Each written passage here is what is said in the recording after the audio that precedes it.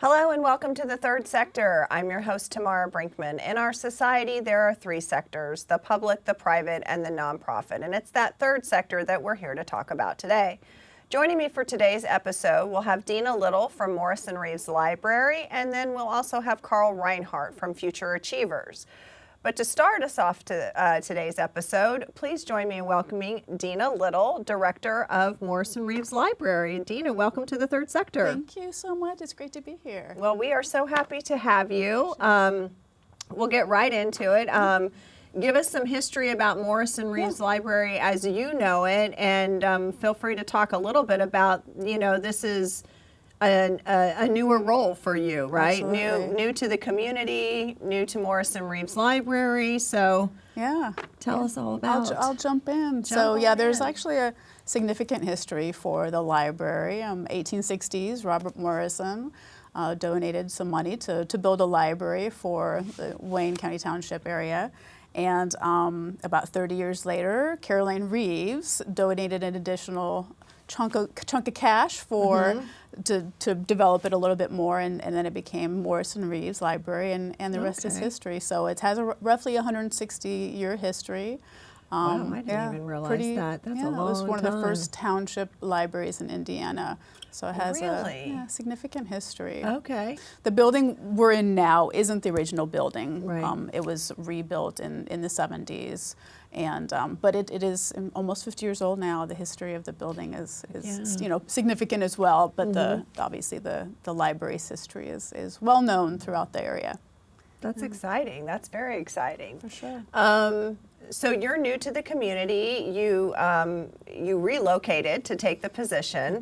I did. Tell us about that. Tell us how, what is it to be a librarian? Yeah, for or sure. to run a library, I guess. Yeah. So I've been in libraries for about 20 years now. It wasn't my first career. It wasn't even something I had envisioned as a little girl that I would be in libraries. I think for a lot of us, it just works out that way. We kind of come to it naturally. I was a young mom, 2 jobs, going to school, and I became a shelver at our local library, and it just was it just connected for me. And then from there, I ended up working with youth, with children in the Columbus, Ohio area. And that was an amazing experience. I was able to truly connect with these children. It was an area that had a really great economic need. The children needed a lot of help.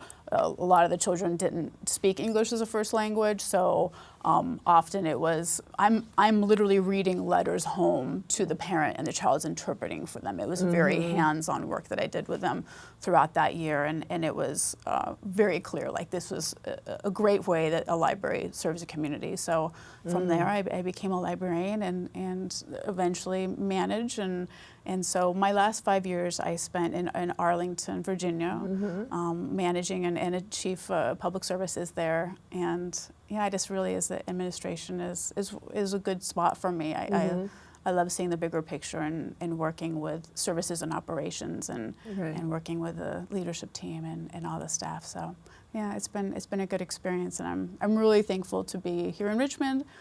It's been a great connection for me. I like a smaller town. We were looking for a smaller town, my family and I. We came from the DC metropolitan area and decided that we wanted to come back to a little bit of a slower pace. And I wanted to be in a single library system, and it's been fantastic. The community has been so welcoming, and we've been really thankful, and I've been thankful for both the library and the community. Well, that's very exciting. We're glad to have you here. So, you mentioned how libraries can be kind of that community outreach, like that was your experience with the library. More and more libraries can sometimes have that almost community center feel to them a little bit. So talk about the services, or talk about what the library has, because it's not just go in and look at a book or check out a periodical or something like that. Exactly, and that's exactly it. Libraries have changed so much in the last few decades. It isn't just books. Clearly, Right. Books are our bread and Yes, butter. that's the core. That's the pull, exactly. That's the Right, pull. right. But we are so much more. I mean, we do have programs and we have events for those that have maybe more social isolation and they need to connect with their other folks in the community. We do partner with other organizations, so for free legal help, or we do dance classes. And Did you say dance classes? Yeah, we've been having a dance series. I think salsa was the other pretty recently. So there's just so much more that we offer, and we have some big events throughout the years as well to connect with the community. We just had this summer a One World, One Plate. It's a way for people to come and experience different cultures that represent in our community. And it really is interesting how much, like you said, the libraries, and libraries in general, and not just Morrison-Reeves, but we're a community hub. People come there every day. We have patrons who that's their workspace. They come and they work from the library because we're a reliable space. We have reliable internet. There's spaces where you can have some privacy in a closed door. People come and meet businesses there and do that type of thing. And then we have folks that come and use this space for having their own story times, or they have their own nonprofit that they come and use this space for. So it's pretty amazing how many different ways people use the library individually, and it's not the same for everybody. Right. Right. So it's been amazing, and we're continuing to try to identify what that is and how we can try to serve those needs a little bit better. Right. So kind of in following up on that a little bit, what goals do you have for the Morrison-Reeves Library for, say, like the next year? Yeah, so we are just now finishing our next strategic plan. We'll be looking at the next 5 years. Okay. And so fortunate how much feedback we were able to get from the community through the surveys and the community listening sessions. And there was certainly some big areas that we're going to be developing, and outreach is one of them. We do serve more than just Richmond. We serve townships throughout the Wayne County. And how can we better do that? We need to leave the building. We need to go out back into the community. I think the pandemic was tricky for a lot of libraries, and it we're kind of back here a little bit again. It's like we need to break that wall and really meet our community members. A lot of folks can't come to the library for various reasons, right? And we're here to serve them. And how do we do that a little bit better?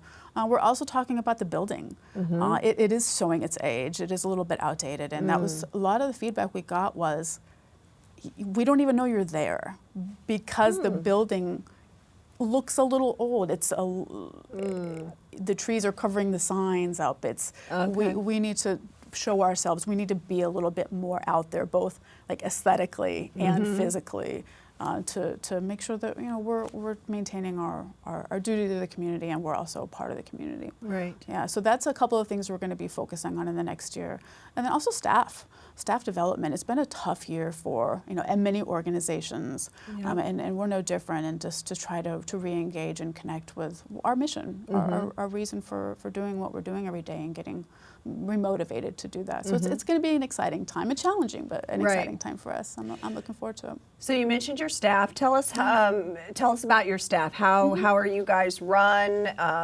Who's your boss? Or yeah. So that's a great question. We are governed by a board of directors. We're a little different. We were kind of grandfathered in as a library. Most Indiana libraries and libraries in general across America typically have a board of 7 or some type of larger number like that. We have 4. And there's no term limits. It's lifetime appointments. Oh, wow. So it's very, very unique. And but it also means we have an incredibly dedicated board. So their role is govern and policy. I'm operations management. Okay. So there's a very clear line between what we do. They're my boss. They're amazing. I love them. And then as far as our internal organizations, we do have leadership teams, so management of different service areas. And then we have professional staff, so librarians. There is a difference between a librarian as far as title, and then we have support staff and paraprofessional staff. So it's a pretty large team, and everybody has their role and works well within it and within one another. About how many people do you have? We have room for 45 positions. Right now we're around 43. We do have a couple of folks transitioning out and transitioning in. Okay. Okay. So what what was I going to say? How do you guys get funds to do the work that you do? Yeah. So we are mainly funded by taxes, by property taxes. We do have some miscellaneous taxes, what are considered, they're technically miscellaneous, but most of our funding is through the tax base. So it does, change throughout time, and we are seeing some of the results of the pandemic and, the economic decline of the area. So we are very much supported by, obviously like donations, and we have an amazing nonprofit organization that we're partnered with, the Friends of the Library, and they do a lot of fundraising, and then it goes right back into the library. So that's how we're able to provide those, outside of the books kind of services. So our programs are almost completely funded by the Friends. We're in a great partnership and so thankful. And so, for example, the Friends book sales that you see every few months at the library, that money goes right back into the library so that we can provide programming and extra services back to the community. So yeah, as that changes, as the tax revenue changes, and our revenues change. Yeah. And then we're probably going to be looking in the next few years of other ways for us to look at additional funding. So we take advantage of grants and just strategize that a little bit more, rather than it, being more intentional about that. What are we looking to try to increase through grants and other ways. Right. Yes, that's true. That's very true. If people are interested in working at the library, or are there volunteer opportunities? You mentioned the Friends of the Library. For anyone that might be watching today, what would be a good way for folks to connect or get more information about that? Yeah, so we do obviously have our website, and when we do have vacancies as far as employment at the library, we do post on our website. Okay. And then volunteering, the Friends is the best place if folks want to feel like they're truly connecting to the library and able to provide services to the library. Donate or volunteering their time for the Friends is the most perfect way. Other nonprofits that have similar missions to us, that's a great way as well. We often partner with other organizations it's a symbiotic. We have a space for you. We want to provide services to the community. Let's partner. Let's have you in. Let's have a way to promote what it is that you're doing, and we both win. Yeah. So that's a great way for organizations as well as individuals to provide that service. And then we also have teens too. Teens come and volunteer with us. They just reach out to the folks in the youth department, and we have a lot of times when we have some of our bigger events, they'll come and help out and do some hands-on. So that's a great way too. See, good tip for you teens. You want to get engaged in your community, come on out and volunteer. Absolutely. We only have about 30 seconds left. Our time has gone so quickly. What brings you the most joy about what you do? Oh, I love seeing everybody walking in through the doors every day and getting what they need, and the staff engaging with folks, and just knowing that my role is to make sure that the machine's running. It trains on time, and I love that. And I love working with the folks on the team and then the community as well. Well, Dena, thank you so much for joining us here on the Third Sector and letting us know a lot more about Morrisson-Reeves Library. I certainly learned a thing or two, so thank you. When we come back, Carl Rhinehart from Future Achievers will join us. Stay with us.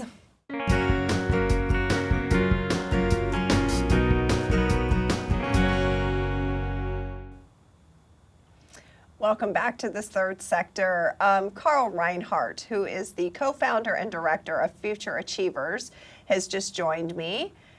Carl, welcome back to the Third Sector. Thank you. Thank you for having me. Well, we are glad to have you back. It's been a while, and so I wanted to see what is going on with Future Achievers. Yeah, Future Achievers is growing. Yep. We are growing in the number of students, young people that we serve, partnerships that we formed. We have a partnership now with Richmond Community Schools, and so we're serving 2 school buildings, meeting with youth one-on-one in our life coaching outreach. We've also taken on the Youth Summit, in which we invited or had 4 Wayne County schools come and participate in that. Richmond, Northeastern, Hagerstown, and Lincoln High School brought students to the summit, doing some work with Drug-Free Wayne County, with the folks that we serve, trying to help with substance use prevention work there. And also with Richmond Community Schools supporting and partnering, collaborating actually on their Students with a Purpose mentoring program after school as well. Okay, okay. So let's roll back into some of that, because there's a lot going on. That's a lot of wonderful services that our kiddos need desperately. So it's so great that Future Achievers is able to bring that to where the kids are. What ages are you guys supporting with your life coaching and that? Where do you find is the age that, or is it all ages? Or ages, grades, I guess. Yeah, so we currently, grade-wise, we currently work with 8th graders through 12th, through 12th grade. We are doing I'm doing some mentoring with some elementary school students as well.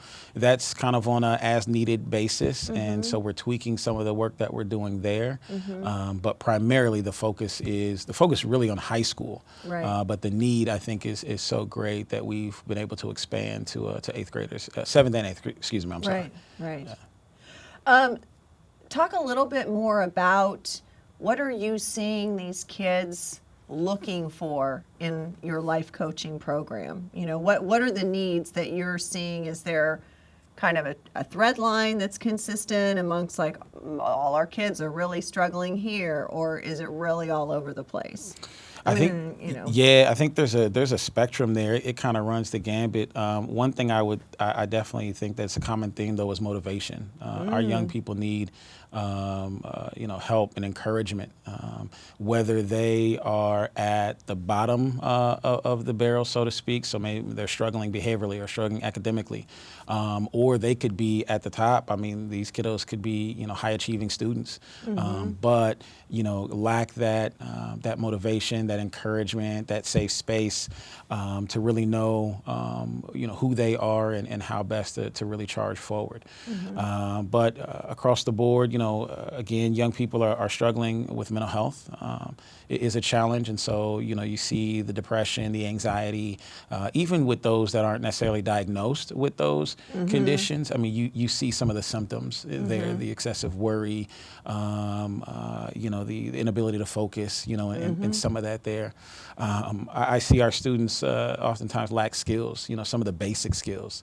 And when it comes to academics, some of the things they struggle with, note taking, organization, some of those things. And so we try to provide and supplement some of that with, like providing students with planners if they don't have them. So we show them how to use a student planner, how to track their assignments, and be able to catch up on that missing work. We also talk with them about blocking time. And so we sit down and look at how they're using the time that they have now, and then looking for gaps and spaces where they could maybe spend a little bit less time hanging out with friends or on video games and devote more to their academics or, to their career goals, as well. Wow. And then a little bit, let's go into a little bit of the drug-free piece. So that's a newer partnership. I think that's great because you both are serving youth, or at least they have the arm of that organization that is for youth serving. Obviously, it's all ages with drug-free as well. So, how's that working out? How's that going? What kind of tools are you providing the kids there? Yeah, so and one of the things we noticed, and I think schools would confirm too, is that there is definitely an issue with substances in our schools. Vaping, as vaping has come out in our society, it's definitely become big amongst our students. I think they think it's maybe a way for them to kind of hide what they're doing. And it's definitely become, I think, an easier way for them to ingest, some of those substances because they can conceal it, easier. You don't have to light it, that type of thing. Right. But so with that, we wanted to start to take a look at and survey the students that we work with and see what Are they using, if they are using or not? So we have an assessment that we found to be able to use to ask some of those questions to figure out if they are using or not, what frequency are they using, what type of substances, so on and so forth. Okay. For those that aren't using, we encourage them to continue on that, to abstain, from using substances. For those that are, it's to get a better understanding of how much and why. What use does that serve for them to be able to make appropriate referrals and recommendations for additional services like treatment, into one of our centers, those type of things. Right. And so in addition to, we have space at both sites in the schools that we work at. And so we want to outfit those spaces with educational prevention material to help, young people understand the dangers, of substance use and how it's really setting them back Right. instead of helping them. Quick circle back on the vaping. I think most people think of vaping, are we talking about tobacco and maybe marijuana, or are there substances beyond that that you can vape? I am not an expert. I do know students have reported vaping tobacco. They've also vaped THC. They reported that as well, Okay. too. I'm assuming that probably if you can get it somehow figure out a way to get it in a liquid form, you could probably get it into a vape. Well, I guess that's probably true, I Yeah. mean, if you want to be creative enough, but that's mainly where we're talking about probably is the tobacco and the THC part of it, at Yes. least that we know of. Yeah, and I wouldn't take other substances and other ways to consume those substances off the table. I mean, Yeah. I worked with a middle school student last year that had a history of using some pretty hardcore stuff. I mean, so we're talking like cocaine, heroin, those type of things. Wow. That they were getting their hands on. Alcohol is another one, as Yeah. well too. That students are getting their hands on and consuming. So with these young people, I mean, nothing is really off the table, and we need to be on the lookout for everything. Right. So tell us a little bit about what the goals are for future achievers for, say, maybe the next year or so, or a couple of years. What's that looking like for you guys? Yeah, we want to continue to meet the needs of the community, of the youth that we serve, and so we're really looking to expand. I mean, we are wanting to bring on some additional life coaches to be able to go into the schools and help with serving students one-on-one. We are really setting up our organization for sustainability for the long haul, and so we're looking to take on some additional board members and to do some things operationally around that, as well too. The goal is, really to continue to have an impact, and so we want to continue to expand partnerships with organizations. So we're looking at businesses, we're looking at professionals as well too, to be able to offer opportunities for young people. And so we're excited and looking for, opportunities such as like internships, job shadow opportunities.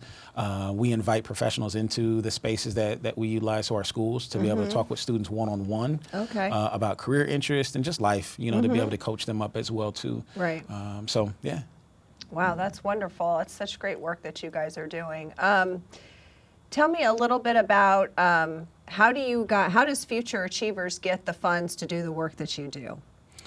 Yeah, and we have been blessed and really fortunate to get some grant funding. And so United Way of Whitewater Valley has supported us for the last couple of years, so thank you.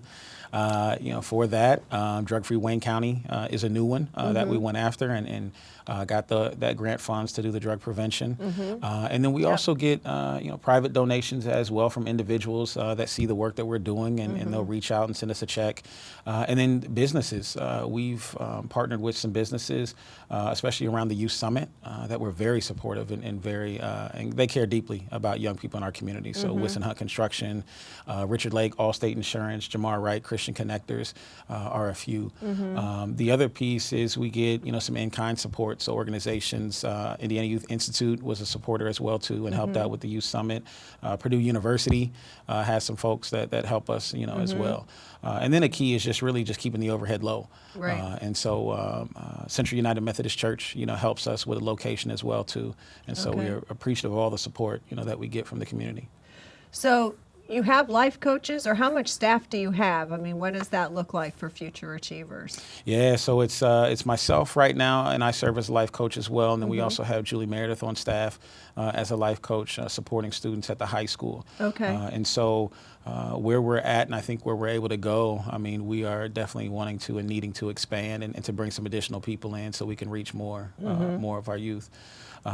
Another area is to really build up our administrative staff, as well too. So, as we grow, I mean, there's a lot more that comes with that needs to be maintained and managed, as you know. Yeah. And so having key people to be able to do that, is going to be key to our success. You mentioned the Youth Summit that you held. I believe it's the second year in a row. It was a little bit earlier. It's like kind of sometimes around the fall. Is that not, or late summer kind of usually when we hold you hold the Youth Summit? Yep, in the fall. Yeah. So what were some of, if you have any, overarching takeaways? Because when you have the Youth Summit, as I understand, the kids are talking. They're speaking and the adults are listening, right? Which is a little bit of a reverse of what the norm is. Right. So when the adults are listening and the kids are just really sharing, what are some of the big takeaways that you're hearing from these kids? What are their concerns? What are they seeing? What do we as a community need to be opening our eyes to or getting more involved to help these kids, walk through and come out, of their education process in a healthy space? Absolutely. I think, one of the biggest things is that our young people want to use their voice. They want a safe space to be able to share and to let, the community adults know how they feel and what's going on, in their lives. And the Youth Summit is able to provide that for them. Some things that students have talked about, they definitely want those career, exploration opportunities. And so that job shadowing experience, those internships for high school students is key. They also speak about, mental health struggles that they have. And so I talked about kind of that depression, anxiety that goes on with our young people. And that's real. I mean, they're really experiencing that, as well as, other areas of trauma that affect, our young people as well. Right. We have about a minute left, or just less than that. Tell me what brings you the most joy about what you do. Serving, number one. I believe I said this a long time ago, or I came up with, my job is to plant seeds and water seeds. And that's what I do, and I trust God to make them grow. The beautiful thing about it, though, is when you start to see those seeds grow in these young people, and you start to see their eyes light up, that there is hope and that there are opportunities for them that they didn't know existed before. Right. That's huge for me. Well, thank you for the work that you do for our community, and thank you for Future Achievers, because you guys are making a difference in these kids' lives. And organizations like yours are very important to meeting the needs of our community members. So we appreciate the work you do. Thank you so much. We'll have to leave it there for this episode of The Third Sector. I'd like to thank my guests for joining me today. Dena Little from Morrisson-Reeves Library, and of course Carl Rhinehart from Future Achievers, and the great work that they do and their organizations do in our community. That'll leave it for this episode. Stay well, and we'll see you next time on The Third Sector.